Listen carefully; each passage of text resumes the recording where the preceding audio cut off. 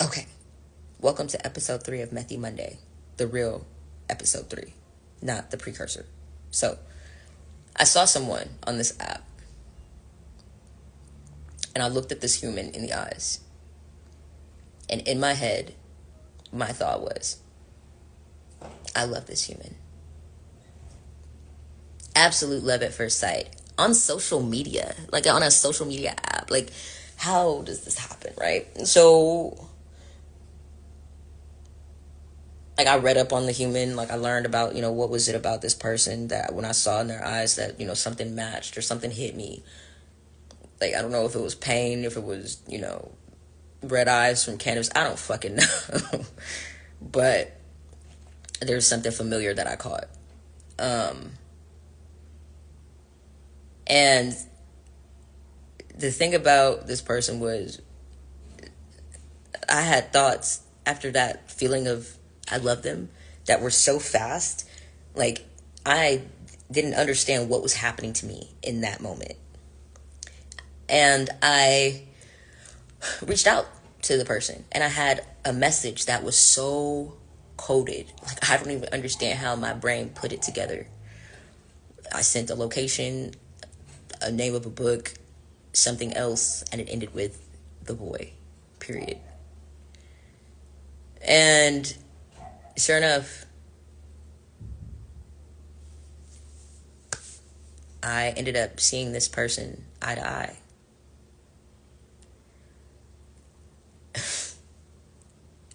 I smile about that today because that means so much to me in the moment and up till this point presently.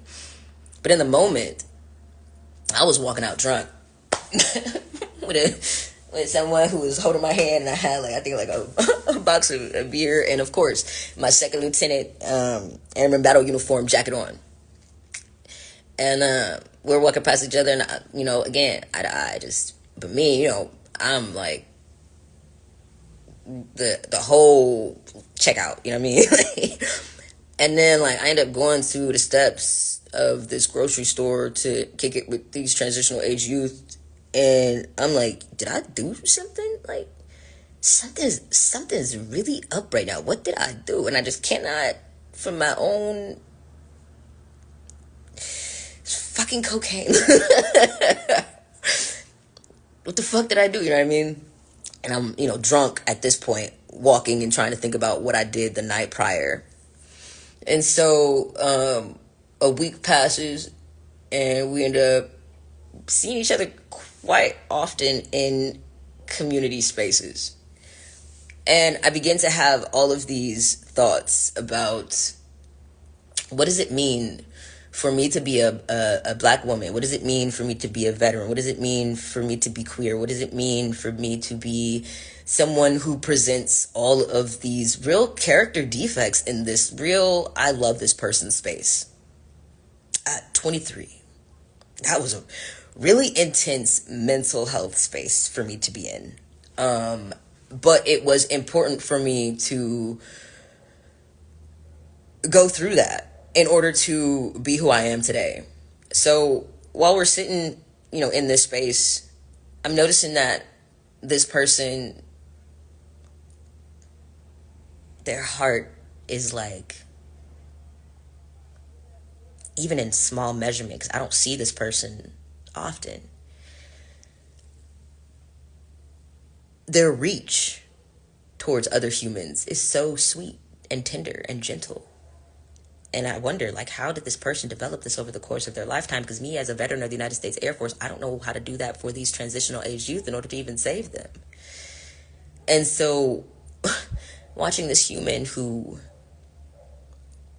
can love on so many people around me and with agency, I was turned on, absolutely attracted to that. You know what I mean?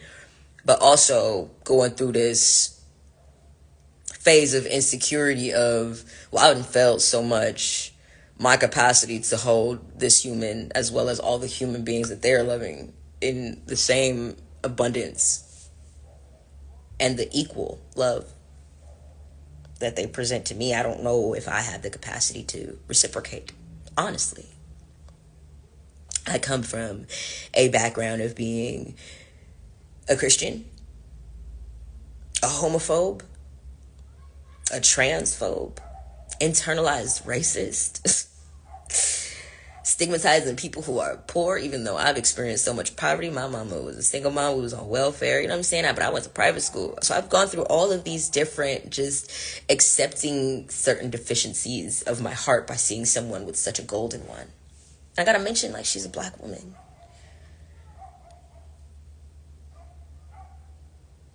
And, like, one of the first to ever make me feel like I want to uphold you as a queen, but to challenge myself on my capacity to be royal within my own black community. I sat there watching her love other people, and I decided I want to learn how to love everybody else around her before I ever make myself think for 1 second that is worthy of me investing in what these people call romance, and thinking that that's valuable to her.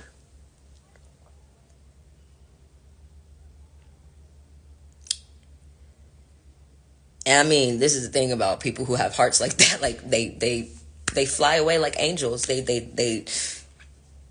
do their impact on those who need it, and then they go to another part of their life. And I have separation anxiety, so I was like, how do I do this, without her right there?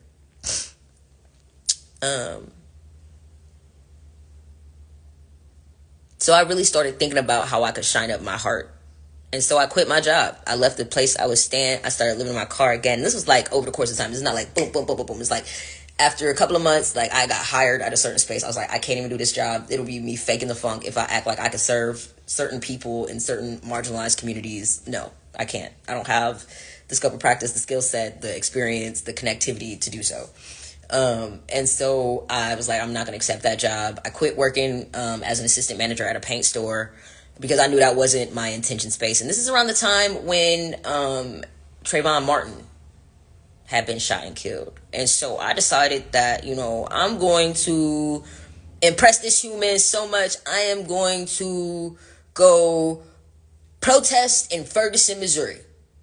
Yes, that's what I'm going to go do. So I am at the entrance of, it was some entrance in Oakland onto the highway, and I'm like, y'all, I'm trying to hitchhike. Let me get into a car. Let's get to Ferguson. Like, fucking squad car comes and picks my ass up, and they send me to John George for 5250, which is a psychotic like hold for me hitchhiking to go to Ferguson, Missouri. I guess like when black women are so petrified by young black boys being murdered by cops, they end up like getting, whatever they reveal as this is what I want to do in response. The world says, hey, that's a mental health condition. Your sorrow, your echoing pain is something that we need to contain.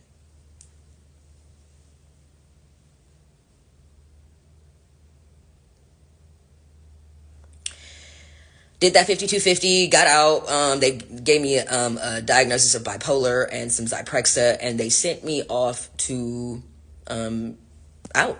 I went from, John George in Alameda back to Haight Street in San Francisco. I took the Zyprexa, slept in front of the Goodwill because that Zyprexa took my energy way down, especially being homeless and walking, especially coming from Alameda.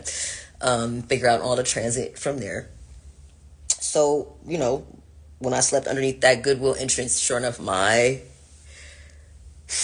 book bag got stolen. I had my laptop, my passport, my ID, everything that was gone. I'm walking around the streets of Haight Street, using the same resources, but, just full ass to grass, because at some point my car got towed from all the damn parking tickets that people get out here in San Francisco, and I was just like, whatever.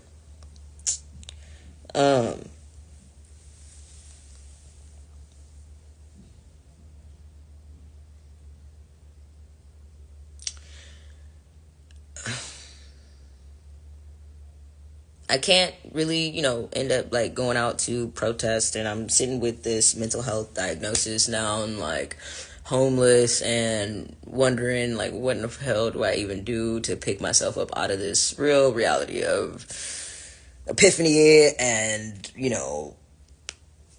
discovering of character defects and wanting to improve them, but understanding where I'm at.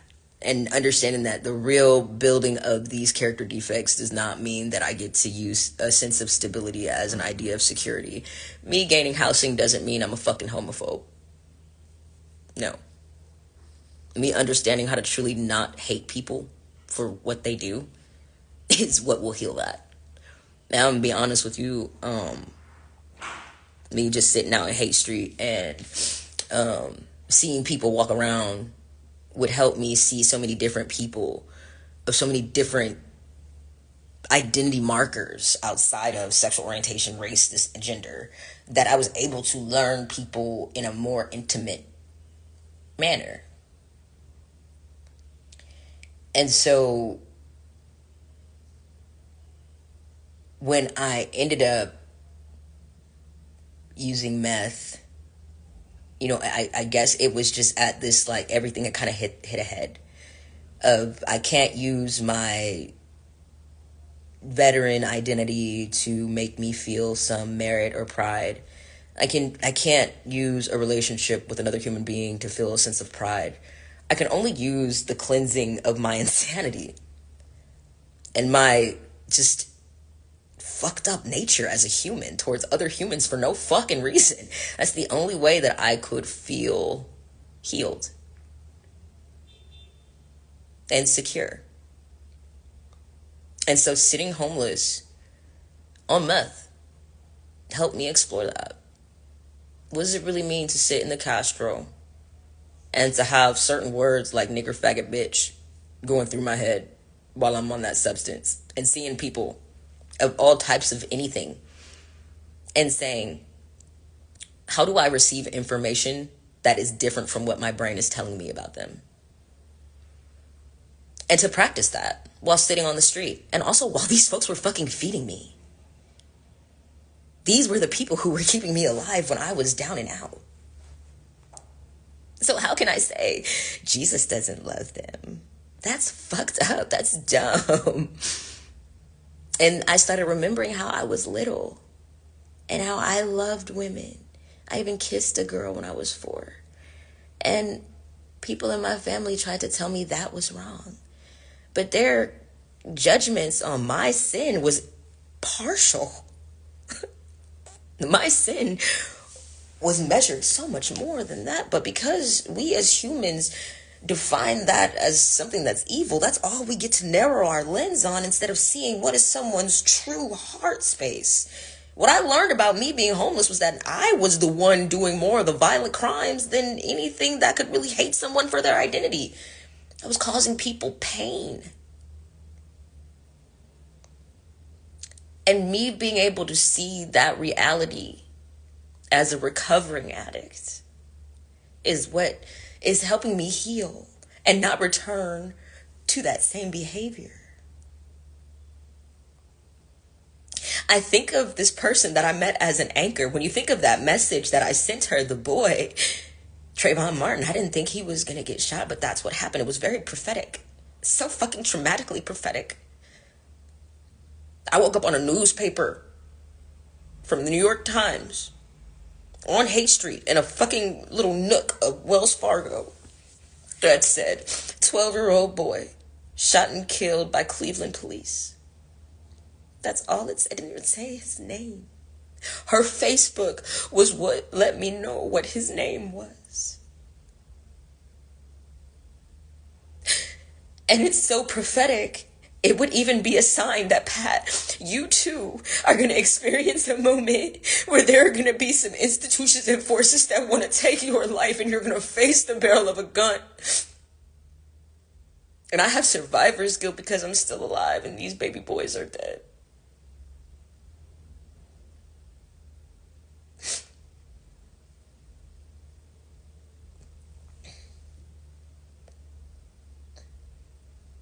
So I don't know what relapse prevention plan is appropriate for me experiencing some shit like this.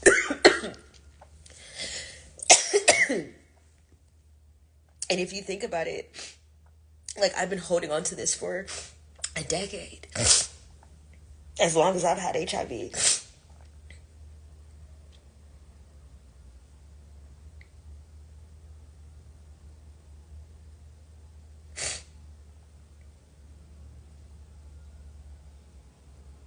again, I think, that may be all I got for Methy Monday today. I think I have revealed such a genuine heart that I have at 24. When I contracted HIV, when I was doing meth, it was an intention that I feel like I've been accomplishing finally. And it's not because I'm not doing dope. It's because my heart is transformed by a choice to love. Simply that. Not Jesus, nope.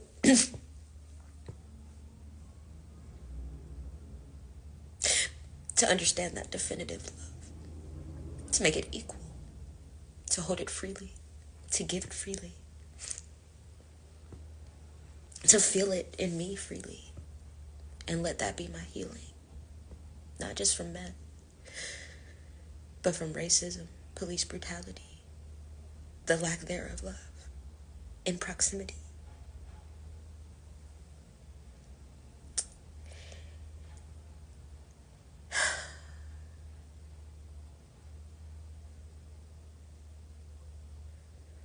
And ultimately, it helps me understand how to hold a relationship with someone I love the most in this world. And that's my mama. I wouldn't know how to be a caretaker if I didn't have HIV. I wouldn't know how to be nonviolent if I didn't accept that I was violent. I wouldn't know how to hold somebody's mental health healing if I was not mentally ill. I don't want to cause nobody to have the anxiety that I have, making me feel like this in my goddamn body all goddamn day. No. So when I love somebody, I do things to make them feel like this. And not in a lie where they should feel like this. No, but when it's right to feel like this. So it's hard for me to love another black person in this universe the way I want to and freely. But a lot of the times, a lot of us feel like fucking this in this world that keeps fucking trying to bind us and harm us and take our lives. I don't know how I could have loved her in a world that kills little black boys. And to tell her that every day, like, no, what the fuck? Like, what am I doing to make that shit stop? That would be the form of me showing and demonstrating my love.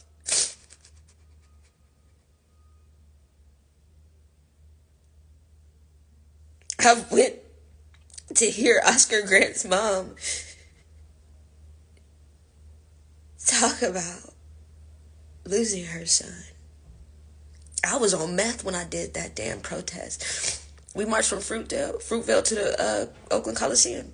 I heard that echoing of her voice. When I say that echo is so just, the echoes of black women who have lost black men is so, it's our nature to hold each other as black people. And when this world tries to strip us of that togetherness, I swear to you, it is so tangibly felt. It's responded to with an abundance of work to go against those forces and to hold our nature true and together as a unit. So the things that we do in order to do that may not look like, oh, this looks fun. This looks like the greatest life. No. It's suffering. It's seeing. It's experiencing. I'm willing to respond. Being willing to respond. And that's where I'm at. I'm responding. I'll save that for another episode.